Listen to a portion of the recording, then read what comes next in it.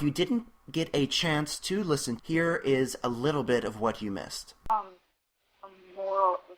Does it have to do with Hellenistic culture, do you think? As, you know, the Jews wanted to keep their discrete cultural practices, and so they exaggerated them against the homosexuality sanctioning Greeks? Yes, this does come into play. That was known to them because they were being ruled by the Greeks. As we discussed, the authors of the Jewish scriptures had some very divergent views on the topic. This is kind of obscured by the writings of the post-temple authors. The texts themselves don't seem to speak much about homosexuality or homosexual intercourse, although we know that it is a thing that was known to them because they were being ruled by the Greeks for a good part of that time. They're basically just using this overarching theme of anti-Greek sentiment to kind of present Maccabees as an anti-homosexual text? Yes, and I think that they might be reading that into a time period in which it wasn't considered an issue. The destruction of the temple was to be a sign that the end of the world was near. The way that this crisis of faith would be resolved would be through the Messiah, who would destroy the Romans and instigate a new era. And the book really reflects this idea of this happening immediately, that marriage and childbirth is something to escape, that it's something you should avoid and abandon because of how soon the world is going to end. So he says in Matthew 19:12, for there are some eunuchs who were born so from their mother's womb, and there are some eunuchs which were made eunuchs of men. And they are the eunuchs which have made themselves eunuchs for the kingdom of heaven faith. Whoever is able to receive it, let him receive it. It means having a removal of the male sex organ. So this is a command to self-mutilate, if you wish to understand or receive the true teachings of Jesus. And it's a drastic departure from what most modern Christians view as Christianity. According to the author of Matthew, this is the true Christian teaching. Literally saying to abandon everyone you love, your entire family, including your wife and your children, to pursue your relationship with him. This is not how modern Christians understand the Bible. To these people, marriage and sex, even heterosexual ones, are a terrible thing because the world is ending. And it's so imminent, the destruction of the world. These things will just distract you. I am pleased to be speaking with Sophia once again. I'm Jacob, and today we are going to move on to the next topic in this fascinating series on religion and homosexuality. Sophia, thank you so much for continuing this series with me. Oh, thank you so much for hosting me. No problem. So what is the next topic in which we will talk about today? So I wanted to put the topic of homosexuality in the Abrahamic tradition to one side for the moment. And I want to talk instead about issues of gender identity, intersex, transgender, and non-binary gender issues. I'll be going back to the discussion about homosexuality in Islam, but first I'd like to talk about this issue. Gender binary has not universally been understood in exactly the same way that it is in our modern post-Roman society, with femininity being associated with submissive, subordinate, sexual passiveness and receptivity, etc., and masculinity being associated with dominance, control, in sexuality, in religious and social situations, economically, and so on. So those ideas are fundamentally quite Roman and have a lot to do with their political and social structures, as well as their rather flawed understanding of medicine in the natural world. But a lot of the ideals of modern Judaism and Christianity, and by extension, the peoples living in the lands that were colonized by the Christian world, are taken from these Roman Empire's ideals. And so these ideals tend to be read into ancient literature, even when the literature doesn't directly contain them. There have been people outside the binary for all of recorded history. There have always been people who were different, both in terms of their external genitalia and in terms of their behavior. So men with deformities, whether they were born with the condition or had it inflicted on them, were generally called eunuchs. Most intersex genital babies were likely labeled male eunuchs, regardless of what the condition was that they actually had. And if they later developed secondary female characteristics, then they would probably have been reclassified as female. So, I guess we really don't have that social category anymore, but it kind of did persist for a little while. But in this period where you are talking about, in the Roman Empire, besides being seen as useful to, like, aristocracy for guarding, what else was the roles that male eunuchs could possess? Well, in the Jewish tradition, there wasn't very much that they could do, unfortunately. In the pre-Judaism, Israelite, and Canaanite religion, there were many gods, and some of them were male, some were female, and some were depicted alternately as male and female within different images, or sometimes even within the same image. They'd be depicted with male and female characteristics. Astarte is said to have been worshipped by Solomon in 1 Kings 11:5. Is believed to have been half male, half female at one point in her evolution as a goddess. She was the goddess of both war and fertility. In 2 Kings 23, the same goddess has artifacts in the temple of the Lord in Jerusalem, and they're brought out and destroyed by King Josiah. Another goddess of ambiguous sex is Shemesh. And there was an Israelite town called Shemesh. So it's the first time since the Ark of the Lord after they captured it in battle. This is the artifact in Shiloh that we had discussed previously. The Ark of the Lord was a very important central image for the God that later became the monotheistic Abrahamic God.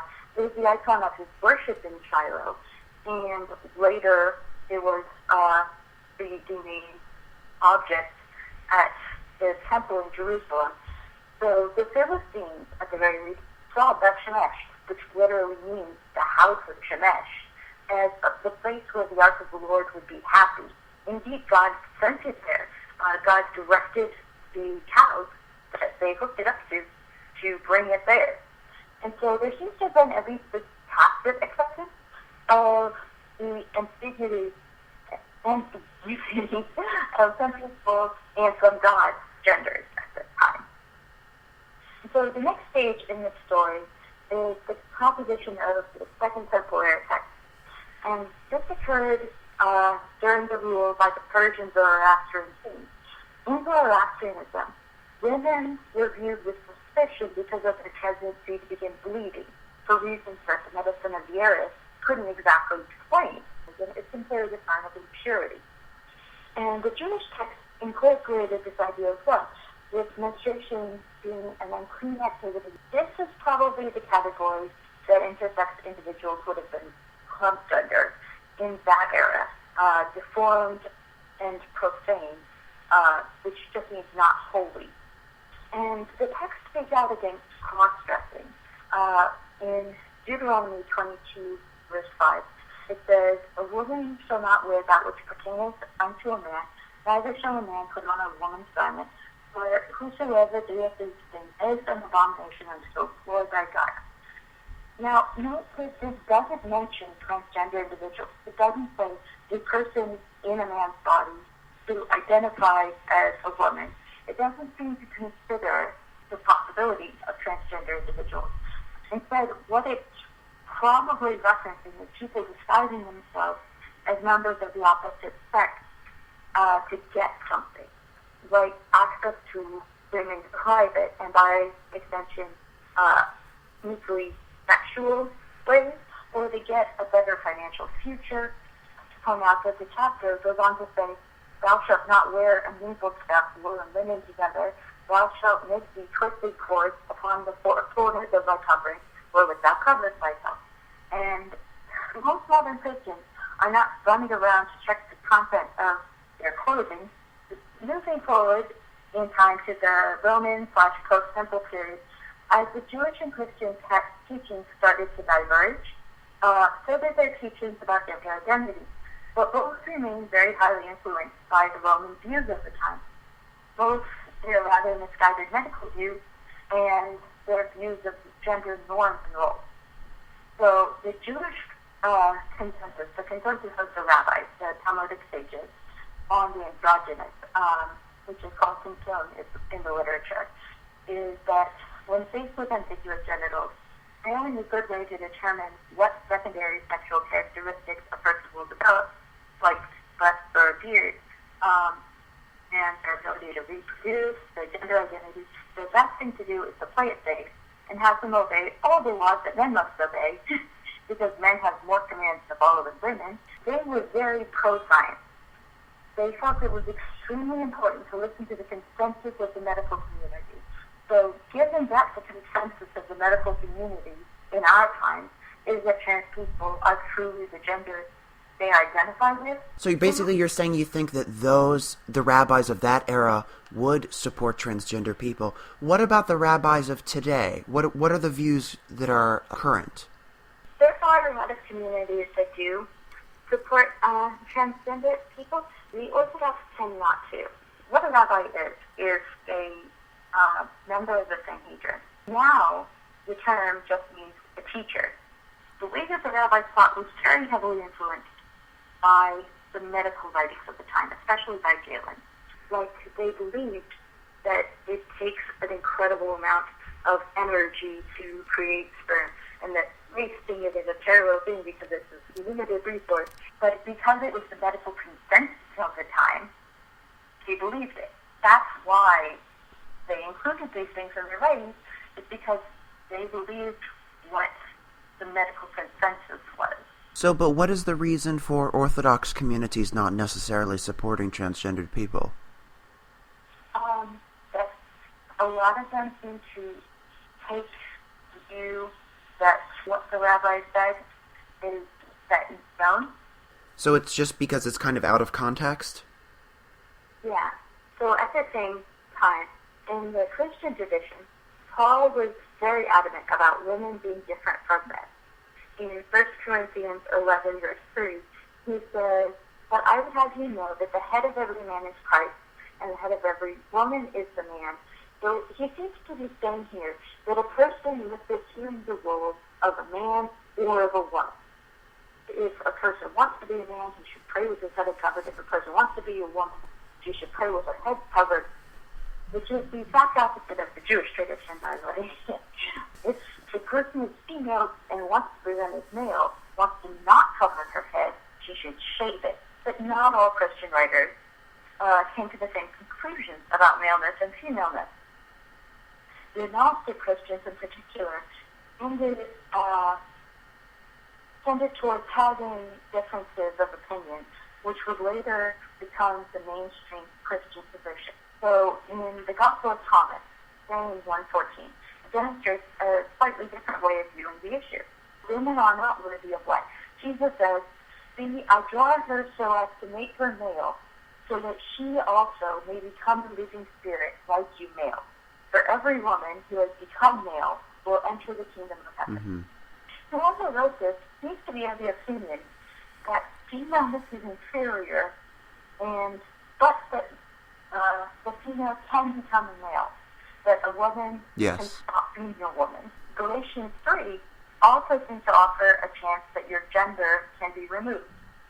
For there is neither Jew nor Greek, there is neither bond nor free, there is neither male nor female, for ye are all one in Christ Jesus. The author of Matthew seems to be of the opinion that you should be castrated, that those who are eunuchs, which, as I said earlier, probably includes intersex individuals, were in some way more capable of achieving salvation. So it's fairly late in the history of Christian dogma that gender binaries become enforced, and maleness is seen as inherently superior to femaleness. Paul's writings are a bit earlier, and then Matthew comes a bit later, but the strict forcing people to be female and male and forcing people into gender roles comes a bit later. So, for Timothy, for example, a somewhat later book, femininity is entirely inferior, and there seems to be no way of deviating from the binary. So it says in chapter 2, verses 11 to 15, "Let the woman learn in silence, for I suffer not a woman to teach, nor to usurp authority over the man, but to be in silence. For Adam was formed first, then Eve. And Adam was not deceived, but the woman being deceived within the transgression." So in this passage, it seems that not only are males and females entirely separate with no gray area, but that women are damned by virtue of their gender, and their only chance of salvation is having babies. This text, it's probably written after Paul's death by someone who is claiming to be Paul. Yeah. It is a pseudonymous text. But in the same way that in the not-so-distant past, devout Christians defended slavery, declared that interracial marriages were crimes against God and nature, there are many now who are against giving everyone equal access to the social and economic benefits of marriage and the ability to live a life as the gender that they are. But history shows that the religions have adapted, that the religious have adapted, and they will adapt to these changing social climates.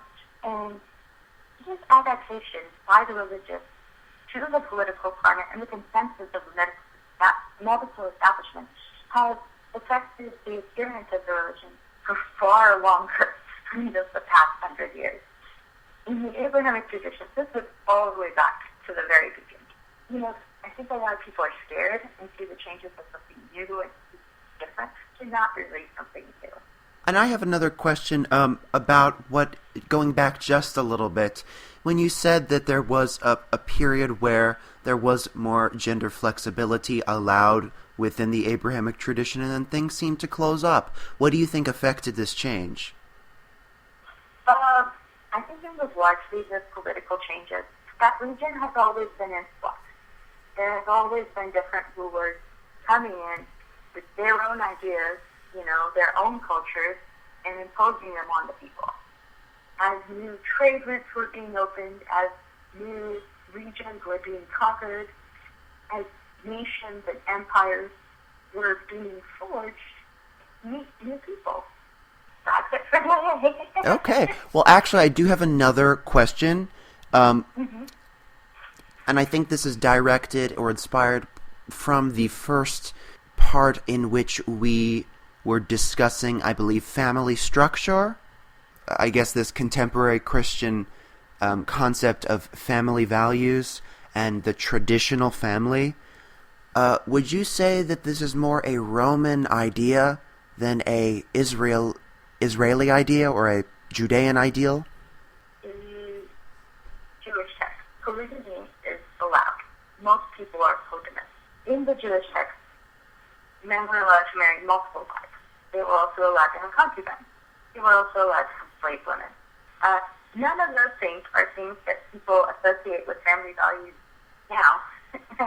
Family values, the term these days, tends to be about a woman needs to promise to her father that she will remain a virgin until she is married, and that her body will belong to no one but her husband. And it's very difficult in a lot of fundamentalist and even some non-fundamentalist Christians. If you do get a divorce, then you can't often remarry. That's considered adultery by Jesus in the Gospels.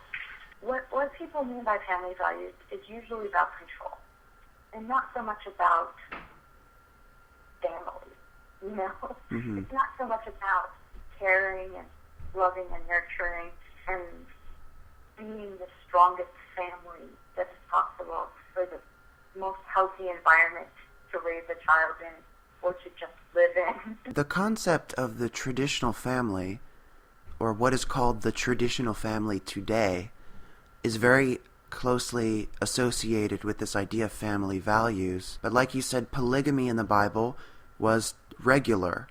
How did the traditional family become exclusively non-polygamous? Like, there seems to be an incongruity here. Yeah, it really started to develop in the Middle Ages. probably it was a result of population dynamics. The popes especially were very influential in defining marriage and making people be in monogamous relationships. Only in Ashkenazi Europe, Ashkenazi Jewish communities in Europe, that they start to ban polygamy. So almost in a way, those Jews are accepting the diktat of the Pope. Mm-hmm. It's interesting. To avoid the persecution. Yes. You know, I am so fascinated with this idea of family values and traditional family, because if you do open up the Bible, that's not the family that you see reflected back at you. When we're having this conversation, we understand that there's an incongruence there, and that families today do not have concubines for the most part. And it would not be seen as in Christian morality to have a concubine or multiple wives. To us, as outsiders, that might appear very strange. How do insiders, do you think, how do they mentally, kind of smooth this over in their minds? A lot of people haven't really stopped to look into the history or to read about it, and they just, accept what they hear in the pulpit. I mean, you would have to think these people have read the Bible, at least a little bit. And then even the ones that I know that have read the Bible, it almost seems to be that they gloss over the differences in family structure and sometimes morality there. Because it doesn't suit our culture. It's not accepted in our culture. Their family being in order, they need to be in control of their life. They need to be in control of their children. They need to be the head of their household. They need to be the earthly sort of parallel of Jesus. Obviously, we're both coming from outside this ideology, but it just seems so inconsistent, and especially today, for many politicians and public figures like the Duggar family, we hear about this concept of the traditional family, that the traditional family is under assault from changing culture, changing sexual mores, changing gender roles, changing marriage laws. But at the same time, almost all Christians oppose the practice of polygamy. Look down upon fundamentalist Mormons and other communities that still practice that, despite the fact that that's a practice found in the Bible. Yeah. People put out this idea that, change is a modern thing, and change is something that has only ever happened now. It's a very horrible thing. Yeah. They don't seem to have this very good memory of the past. Well, it's not even memory. I guess we can say it's cultural, social memory, but it's really just they've never read about the past. Or if they did, it might not fit within their ideology, and they might not be able to smooth it over in their mind with their own ideas. Sometimes it's easier not to think about stuff. Yeah, and I also think it is interesting, even from what I know of Mormonism, when polygamy did enter the practice, and this is from what I know, from what I remember, the justification was more, God has revealed this to me as a revelation currently in the 1800s, not as in this is what they were doing in the Bible. So Mormons didn't even go back to the Bible and justify it that way. I think that might partially be a modern myth that is being projected, because polygamy was not illegal in the United States. Polygamy was made illegal to fight Mormonism. When the United States was conducting its war on Mormons, which a lot of people don't know about. Yes, it was part of this war on Mormons. Until that time, polygamy was not illegal. Many of the people had a legal wife who was a white woman. I'm talking about white men now. And either a slave or a side wife who was a Native American woman. And they may, I'm guessing they were Christian. They may have even thought that they were reflecting the traditional family. Exactly. So I think that this hatred of polygamy has been projected I had American family who was voting in that kind of era. What sect were they religiously? My mom's father is the one that they were related to, and he was Catholic. I don't know about the rest of his family. So he was kind of going against the grain in terms of what the current Catholic dogma would have been. Yeah, I have very interesting history. You really do. Then again, I thank you again for this conversation. Every time we talk, it is always, I always try to understand how people within the ideology, within these Abrahamic religions, within Christianity, can smooth over what appears to us like inconsistencies. And I don't think that I'm there yet, but I'm trying. But I thank you so much for doing this. Is there anything else you wanted to say? Tune in next time. Okay, and can you give us, what is our topic for next time? Next time, I will either be doing feminism and like women's issues, or I will be doing going back and doing homosexuality and Islam. Well, fabulous. I'm really, really looking forward to it. And you have special insight experientially, not only when it came to Judaism, but also in Islam. So it will be very interesting to see where that goes. Can you give your social media links? Yes. My YouTube is YouTube user Fingerboxes, FINGERBOXES, and my Twitter is Blue Fingerbox. Awesome. And I believe you will be able to find the audio of this on my SoundCloud page, Jacob Music, and you will be able to find, are you going to do a closed captioning on this?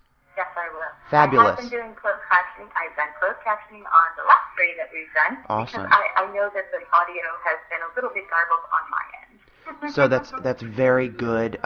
So the audio version will be available at Jacob Music SoundCloud, and a video version with English closed captioning will be available at YouTube user Fingerboxes. Sophia, thank you so much. This has been a discussion where Sophia has given us information relating to the gender binary or lack of in the Roman Empire and before. Thank you very much, and we'll talk next time. Thank you. I'm Jacob. Bye.